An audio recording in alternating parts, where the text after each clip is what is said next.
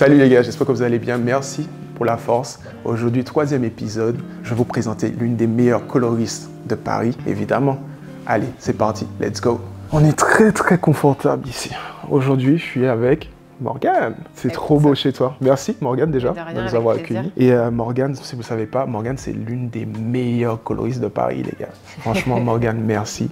Parle-nous un peu de toi Morgane. Bah écoute, moi je coiffe depuis longtemps maintenant parce que j'ai commencé très jeune, plutôt par hasard. C'était pas une passion destinée, mais ça s'est fait comme ça et finalement j'ai jamais arrêté. Donc ça va faire une quinzaine d'années que je coiffe maintenant, ouais. Mais Morgane, 15 ans? Mais à 15 ans, je ne connaissais même pas la coiffure. Qu'est-ce qui t'a motivée à être coiffeuse? Ça s'est fait vraiment par hasard. J'avais 13 ans, j'étais un peu en crise d'ado. J'avais ma voisine, c'était ma meilleure amie d'enfance qui a commencé à faire ça. Et j'ai vu qu'elle gagnait un peu d'argent, c'était cool, elle était en apprentissage, elle avait trouvé un boulot. Et j'ai trouvé ça très chouette. Donc j'ai choisi de faire comme elle du jour au lendemain, parce qu'à la base, c'est pas du tout ce vers quoi je voulais aller. Et ça s'est fait comme ça, mais elle aurait été peintre, bouchère, n'importe quoi, j'aurais sûrement fait ça, tu vois, juste pour avoir... T'es une copieuse, Morgane. Hein? T'es une copieuse. Non, voilà, j'ai fait vraiment ça comme ça. Et en fait, j'ai commencé et j'ai jamais arrêté. Donc en gros, est-ce que ça a développé chez toi quand même l'amour du métier ou tu l'as fait seulement parce que c'est la coiffure? Au début, j'ai fait ça vraiment comme ça.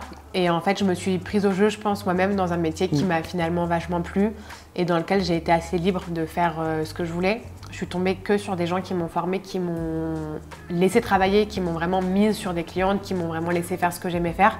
Et donc très vite, finalement, j'ai continué sans vouloir arrêter. Et puis la passion est arrivée voilà, de fil en aiguille. Et justement, franchement, quand je regarde le lieu, je trouve qu'il est vraiment incroyable. Franchement, on va vous mettre ça en vidéo.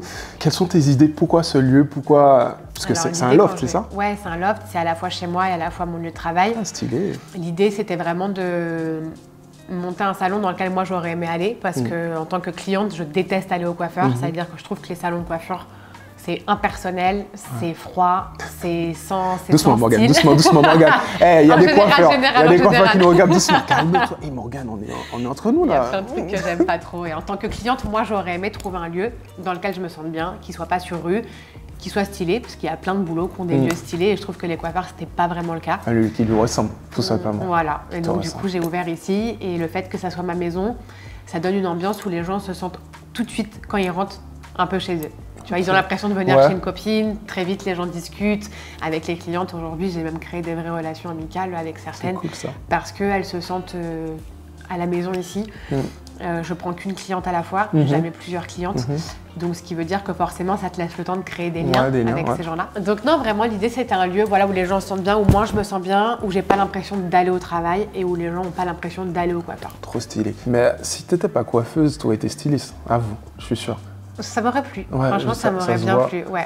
Que ça soit créé du vêtement, de la déco, tout ce qui peut toucher un peu à tout ça, j'aurais bien aimé. Je savais qu'il y avait un petit côté styliste et tout. Donc en fait, voilà, c'est à part la coiffure, ce qui t'aurait passionné, c'est vraiment la mode. Ouais, après c'est un milieu dans lequel j'ai les pieds aussi, mais peut-être dans un autre métier. Ah bon?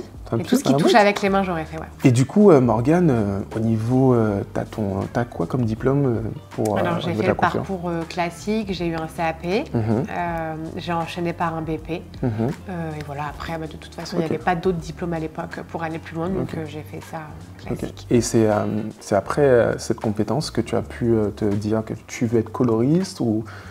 Franchement, ça s'est fait plutôt naturellement. Je sais même pas comment cette spécialité est arrivée plus que les autres. Parce qu'à l'école, on n'apprend pas ça. Moi, c'est pas approfondi. J'ai pas appris à l'école, c'est sûr. Pas approfondi, et j'ai appris vraiment toute seule avec le temps. J'ai fait mes propres expériences. J'ai testé, j'ai patiné avec des reflets. Je mélange tout. Et ça fait qu'aujourd'hui, je fais ça. Mais ça s'est fait vraiment un peu tout seul. Et petit à petit, j'ai fait de plus en plus de couleurs et de balayage. Jusqu'à ce que ça devienne vraiment une spécialité. Tu peux nous dire qui a été ton cobaye? On veut savoir. C'est ton frère, ta sœur, ta mère? C'était mes copines de l'époque sur qui je m'entraînais, ouais. Je trouvais... Après, franchement, à l'époque où je devais m'entraîner, je prenais n'importe qui. Hein. Des nanas dans la rue, des copines. Ah ouais? Ah, t'allais au culot, quoi? Ouais, clairement. Du coup, Morgane, tu connais le principe de la vidéo, de la chaîne. Donc, qu'est-ce que tu vas nous faire aujourd'hui? Un balayage. Morgane, non, elle a dit à la caméra. Allez, c'est parti, Morgane. Let's go, tu me fais. Donc là, on fait du balayage. C'est ce que je fais le plus ici. C'est vraiment ma spécialité. Donc, on va pas aller sur un balayage trop clair aujourd'hui, mais plutôt comme si elle avait pris le soleil. D'accord. On cherche. Et très fondu. Pour le coup, c'est pour ça que je crêpe un balayage hyper fondu. Ouais. C'est vraiment ce que je fais le plus ici. Mais qu'est-ce que tu appelles fondu? C'est une histoire pas trop voyant, hyper voyant? C'est que de la racine jusqu'à la pointe, ça va dégrader vers du clair sans avoir de démarcation. C'est-à-dire qu'on ne voit pas d'où le balayage commence. Ah, ok. Voilà, moi, c'est ce que j'aime faire. Mais Morgane, franchement, j'ai besoin de lumière. Et je pense que beaucoup de personnes ont besoin de lumière. L'ombré et les mèches, c'est quoi pour toi? Parce que moi, j'ai mon avis, en tant que coloriste aussi, tu vois. Mais j'ai besoin de savoir c'est quoi ton avis. Pour moi, l'ombré, c'est ce qui va être très fondu. Et les mèches, c'est le départ racine avec la technique un peu à l'ancienne du tricot, quoi.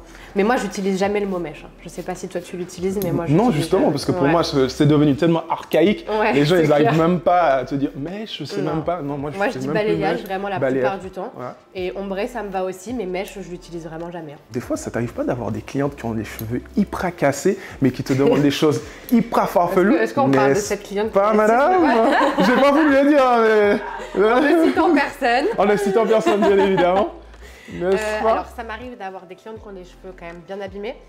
Si c'est le cas, soit je fais pas de balayage, soit j'en fais des légers. Ça dépend en fonction de ce qu'elle a et de ce qu'elle veut.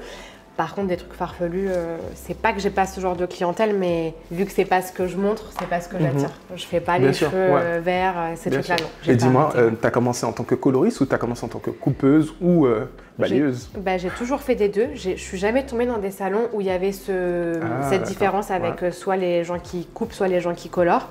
Donc j'ai toujours fait les deux et aujourd'hui je fais toujours les deux. J'ai pas, si quelqu'un vient pour une coupe ici, elle peut juste faire une coupe. Mais tu es experte en Mais ouais, voilà, ma spécialité c'est du balayage et de la couleur. Ouais. Ça fait combien de temps que tu as ce magnifique salon? C'est ce qu'on veut savoir parce que le salon il tue les gars. Franchement il tue, on va vous montrer ça. Ici il a bientôt 3 ans cet été. Et je me suis installée il y a 5 ans parce qu'avant celui-là j'avais celui à Montreuil. D'accord. J'ai fermé Montreuil pour ouvrir ici. Donc celui-là il aura 3 ans là cet été. Et ça va, c'est pas trop galère, ça se passe bien parce que on sait très bien que la coiffure c'est assez difficile à certains points. Est-ce que pour toi tu as assez de clientes ou... Ouais, franchement je me plains. T'es booké toute l'année? Ouais. Après... Donc les gars, vous pouvez pas prendre rendez-vous, c'est fini. Donc je vous montre un coiffeur, quand vous pouvez pas... C'est inaccessible ici, vous n'avez pas compris? On peut prendre rendez-vous, il faut juste patienter un petit peu.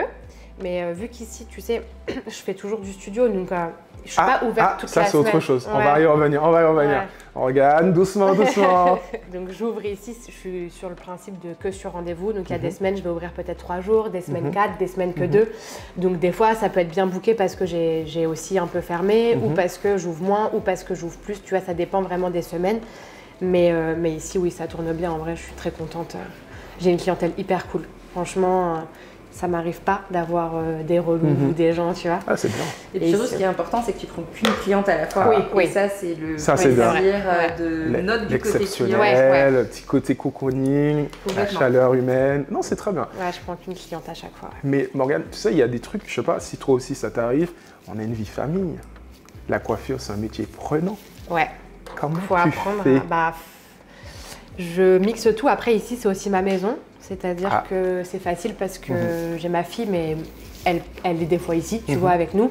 J'ai pas cette contrainte de sortir du boulot, devoir courir pour aller la chercher, ou le matin, ou les choses comme ça. Si demain matin j'ai une galère, ma fille elle reste ici, c'est pas grave, je peux bosser quand même. Donc ça voilà, après clairement c'est prenant. Et vu que je mixe et à la fois du salon et à la fois de l'extérieur, il y a des semaines où je fais du 7 sur 7, mais voilà, c'est un choix aussi. Ma fille, elle est avec son père et j'arrive à tout mixer comme ça, tu vois. C'est bien. Donc en fait, tu arrives à gérer avec le papa, tout ça. Ouais, franchement, ça se gère bien. Cool. Le papa, la nounou, on trouve quelque chose. Hein. Bon, je voulais pas en venir tout de suite, mais Morgane, elle vous a déjà parlé. Morgane, tu te souviens où est-ce qu'on s'est connus? On a fait quoi ensemble? Un défilé? Exactement, un défilé. Donc Morgane, tu es coiffeuse. Je crois que je sais même plus. Ça fait déjà 2-3 ans, un truc comme ça. Bon, défilé, c'est sûr en tout cas. Exactement. Donc Morgane, tu es comme moi, coiffeuse, studio aussi. Donc en fait, tu allies la coiffure en salon et la coiffure dans la mode. La mode. Parle-nous un peu de la mode. On veut tout savoir. Ça, c'est un truc, c'est la première, les gars. Qu'est-ce qu'on veut savoir? La première coiffeuse studio. C'est quoi la mode et c'est quoi un coiffeur studio pour toi? Donne-nous ta conception de la chose. Un coiffeur studio, c'est un coiffeur qui va donc coiffer pour tout ce qui va être photo, tournage, vidéo. défiler.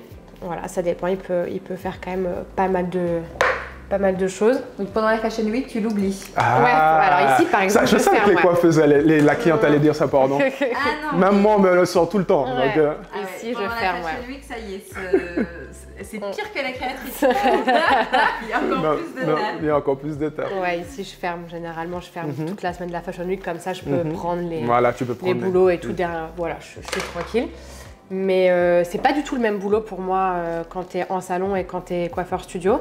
Bah déjà là par exemple tout ce qu'on fait là on le fera jamais sur un shoot ou quoi que ce soit, c'est vraiment que du coiffage. Et après c'est deux boulots différents qui pour moi se complètent vachement et je suis très contente de faire les deux. Je pense que ça m'ennuierait un peu de faire que l'un ou que l'autre. Je trouve que faire que du salon c'est dommage, en plus tu t'enfermes dans ton salon, tu vois plus ce qui se passe dehors et c'est pas ouf. Et après faire que de la mode, bon, faut le vouloir aussi. En vrai, le salon, ça t'apporte quand même une certaine stabilité qui est assez chouette. Ouais, c'est vrai. Mais justement, avec les mannequins, vous arrivez aussi à créer une relation cool, vous papotez, ou c'est toujours beaucoup plus froid? T'as pas trop le temps. Non, pas trop. Je pense que c'est l'afflux de mannequins. Comme on les voit souvent certaines têtes, là on commence à créer un lien, tu vois. Mais instantanément, non. C'est une autre ambiance, quoi. C'est vrai que sur certains boulots, quand même, des fois, t'as pas trop le temps. Là, avec la cliente, t'as le temps, tu papotes, tu racontes ta vie, t'as un temps de pause, t'as tout.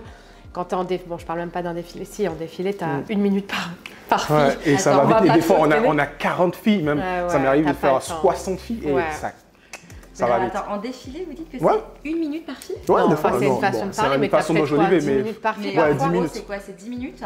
Ouais, 10 minutes de prépa. Ouais, ça va vite. Il y a la prépa, il y a la semi-prépa. Le dernier show que j'ai fait c'était Louboutin, on avait... Combien de filles? 60 ou 70? Les gars, caméraman, excuse-moi. Attends, je parle au caméraman parce que depuis qu'on parle là, elle a déjà presque fini. Caméraman, viens voir. Regarde-moi ça, comment c'est beau. Regarde-moi, tu peux zoomer dessus. Regarde. La technicité et la dextérité, c'est ce qu'il faut voir. Parce qu'en fait, si elle va trop fort, ça fait des taches. Ouais.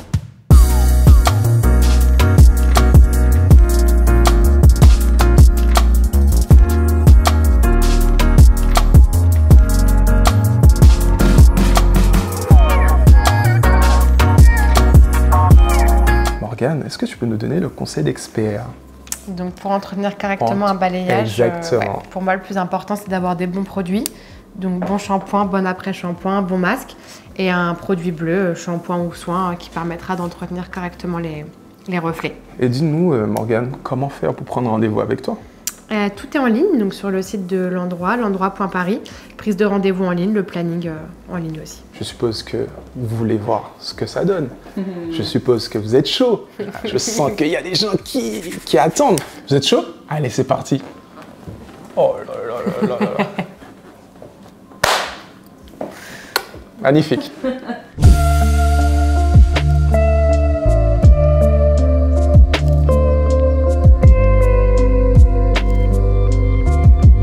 N'oubliez pas les gars, commentez, partagez et abonnez-vous. Allez, merci.